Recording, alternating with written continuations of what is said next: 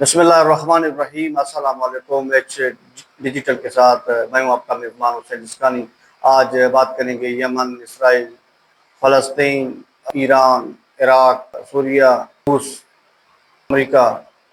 सबसे पहले बात करेंगे यमन के हूसी तहरीक अंसारुल्लाह के रहनुमा अब्दुल मालिक बदरुद्दीन अल हूसी ने कल जुम्मा के नमाज के बाद एक मिलियन मार्च से खिताब करते हुए सियोनी रियासत को चैलेंज करते हुए कहा कि जब तक सियोनी रियासत गजा पे जुल्म बर्बरियत करती रहेगी तब तक हमारी कार्रवाइयाँ इस मनहूस और खबीस रियासत पे जारी रहेंगी।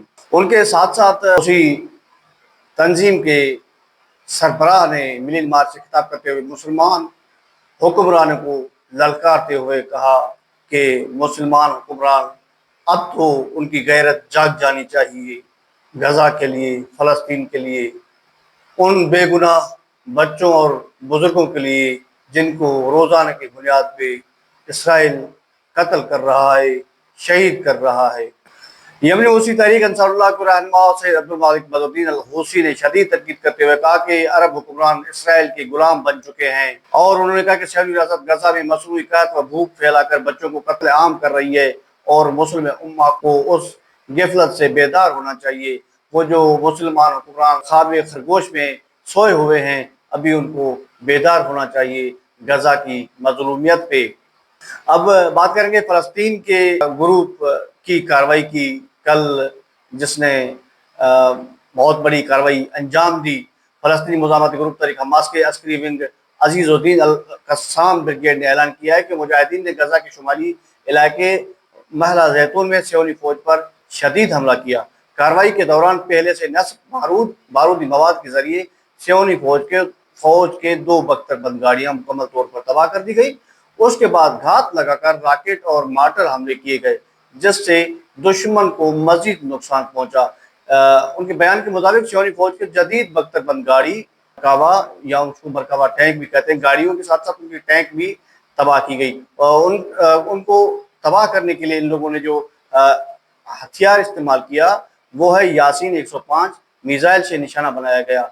जिस गाड़ी में खौफनाक धमाका हुआ वो सियोनी फौजियों की भारी जानी नुकसान उठाना पड़ा। फ़लस्तीनी मुज़ाहमत जितना उनसे हो सकता है वो अपनी ज़मीन का दिफा कर रहे हैं और अपनी ज़मीन के लिए लड़ रहे हैं और उनका जुर्रतमंदाना इक़दाम है कि वो रियासत जो इन पे कब्ज़ा करना चाहती हैं उनको अपनी ज़मीन देने के लिए तैयार नहीं है। शहीद होने के लिए तैयार है मगर देने के लिए तैयार नहीं है। अब बात करेंगे ईरान की। ईरानी स्पीकर पार्लियामेंट मोहम्मद बाकर कालिबाफ ने खबरदार किया है कि कल पागल सियोनी कुत्ते को पट्टा डालने का वक्त निकलता जा रहा है। उन्होंने नेतन्याहू के ग्रेटर इसराइल मंसूबे को 20वीं सदी का हिटलर मंसूबा करार दिया। मुस्लिम उम्मा के रहनुमाओं से अपील की कि गजा की दिफा के लिए मुतहद हो जाएं उससे पहले कि अगले ममालिक की बारी आ जाए। अभी बात करेंगे हिजबुल्लाह के सेक्रेटरी जनरल शेख नईम कासिम ने अपनी लबनानी हुकूमत को 2 टोक मौक़िफ़ दिया है कि हम हथियार नहीं डालेंगे। आप जिनके बलबूते पे हमसे हथियार लेना चाहते हैं वो आपको हमारे जाने के बाद ख़त्म कर देंगे। हम अभी हथियार नहीं डालेंगे। ये कल की खबर है इसकी। और कल उसने खिताब किया था एक अरबईन के मजमे से। वो उसकी जो तफसील है वो इस तरह है। हिजबुल्लाह के सेक्रेटरी जनरल शेख नईम कासिम ने 2 टोक ऐलान किया है कि मुज़ाहमत अपने हथियारों से कभी दस्तबरदार नहीं होगी। उन्होंने कहा कि हमारी मुज़ाहमत करबला के दर्स और इमाम हुसैन की कुर्बानी के उसूलों पर कायम है। शेख नईम कासिम ने लबनानी हुकूमत के मुतनब्बा किया कि अगर कमज़ोरी दिखाते हो तो हट जाओ, दुश्मन का मुकाबला हम करेंगे। उन्होंने कहा कि इसराइल और अमेरिका आज के यजीद हैं और लबनान की आज़ादी और खुद मुख्तारी मज़ाहमत के बगैर नामुमकिन है। अभी बात करेंगे अरबईन की कवरेज के हवाले से। अरबईन की तादाद के हवाले से गवर्नर नजफ़ के मुताबिक अरबईन की जो तादाद है इस साल 30 मिलियन से ज़्यादा है। तो उस पर जो मीडिया कवरेज हुई उसके मुताबिक एक मीडिया का छोटा सा जो शेड्यूल उनका है वो जो کوریج ان لوگوں نے کی ہے وہ آپ کی تفصیل آپ کی خدمت میں عرض کرتے ہیں۔ غیر ملکی صحافیوں اور میڈیا کارکنوں کی موجودگی میں گزشتہ سال کے مقابلے میں تقریباً 5% اضافہ ہوا۔ محمد علی انوشا نے بتایا کہ عراق میں گرم موسم کے باوجود اندرون ملک اور دوسرے ممالک سے 4700 سے زیادہ صحافی، رپورٹر، کیمرامین اور میڈیا کارکن مارچ کے راستوں میں نجف اشرف اور کربلا مولا میں 40 حسینی کے عظیم اجتماع کو کوریج کرنے کے لیے موجود تھے۔ محمد علی انوشا نے کہا کہ اسلامی ریڈیو اور ٹیلی ویژن یونین نے عراق ریڈیو اور ٹیلی ویژن یونین کے تعاون سے 40 مارچ کے راستوں پر سیٹلائٹ آلات سے لیس 70 سے زیادہ میڈیا اسٹیشنز قائم کر رہے ہیں، جہاں غیر ملکی میڈیا کارکنوں کو مفت خدمات فراہم کرنے کی اجازت دی جا رہی ہے۔ یعنی وہ جتنے صحافی پوری دنیا سے آئے ہوئے تھے ان کے لیے جو انتظام کیے ہوئے تھے عراقی میڈیا اور ریڈیو گروپ نے وہ قابل تعریف ہیں۔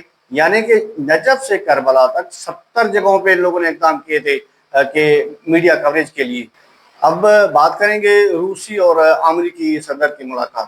یہ ملاقات جس ملاقات کو پوری دنیا دیکھ رہی تھی کہ اس 15 اگست کی ملاقات کے بعد شاید دنیا ایک ہو جائے، امریکہ کے پلڑے میں پڑ جائے اور یوکرین کی جنگ ختم ہو جائے، مگر ایسا نہ ہوا۔ یہ ملاقات دنیا بھر کی میڈیا کی توجہ مرکز بنی۔ امریکی صدر پورے اعتماد کے ساتھ روس کو دباؤ میں لانا چاہتے تھے، لیکن جب دونوں رہنما کی ملاقات شروع ہوئی منظر بالکل مختلف تھا۔ روسی صدر نے بڑے واضح الفاظ میں کہا کہ روس یوکرین میں جنگ جیت رہا ہے اور اب پیچھے ہٹنے کا کوئی سوال ہی پیدا نہیں ہوتا۔ یہی وجہ ہے کہ ملاقات کے بعد دنیا بھر کے مبصرین کہہ رہے ہیں کہ اس ملاقات میں جیت روس کی ہوگی اور امریکہ خالی ہاتھ واپس گیا۔ یورپی ممالک شدید دباؤ میں ہیں، یوکرین کی معیشت تباہ ہو رہی ہے، لیکن روس مسلسل طاقت کے ساتھ آگے بڑھ رہا ہے۔ اور آج کی ملاقات کے بعد پیغام پوری دنیا کو مل گیا ہے کہ روس اپنی شرائط پر ہی آگے بڑھے گا، امریکہ کی شرائط پر نہیں۔ ڈونلڈ ٹرمپ جب اقتدار میں نہیں تھے، اقتدار میں آنے سے پہلے ان جو وعدے کیے تھے کہ پوری دنیا میں ہم جنگ ختم کریں گے، ہم جنگ نہیں چاہتے، اور سب سے پہلے اس نے کہا تو میں غزہ کی جنگ ختم کروں گا، ابھی تک وہ چل رہی ہے۔ ایران اور اسرائیل کی جنگ اس نے شروع کروائی۔ یوکرین کی جنگ ختم کرنے کے لیے وہ بڑے زور لگا رہا تھا روس پہ، بڑی دھمکیاں، بڑی پابندیاں لگا رہا تھا کہ ختم کرے گا، مگر ابھی تک ختم نہیں ہوئی۔ یوکرین اور روس کی جنگ میں ابھی تک روس کو بریت حاصل ہے۔ روس یعنی ابھی کافی علاقوں پہ، کافی شہروں پہ روس قبضہ کر چکا ہے۔ یوکرین ابھی پیچھے ہٹنے کو تیار ہے، مگر ابھی روس پیچھے ہٹنے کو تیار نہیں ہے۔